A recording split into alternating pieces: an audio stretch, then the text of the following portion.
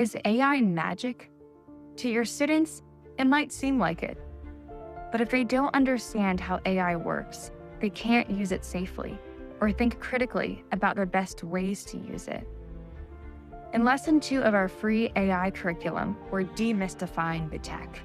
We start with a rapid-fire guessing game to show how machine learning actually works. Then we get hands-on and build a model, because the best way to learn is to create. Students aren't just using AI, they're training it. This is where the lesson is really powerful.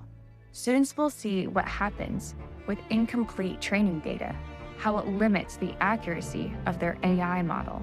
This is the critical takeaway of the lesson. AI fails when it has blind spots. If it's only trained to recognize certain types of faces, it can't possibly be accurate when used in the real world. This is the most effective way to teach AI bias. Understanding how AI works is no longer optional. Start teaching your students the AI literacy and hands-on skills they need. Grab the full curriculum for free at the link in the description.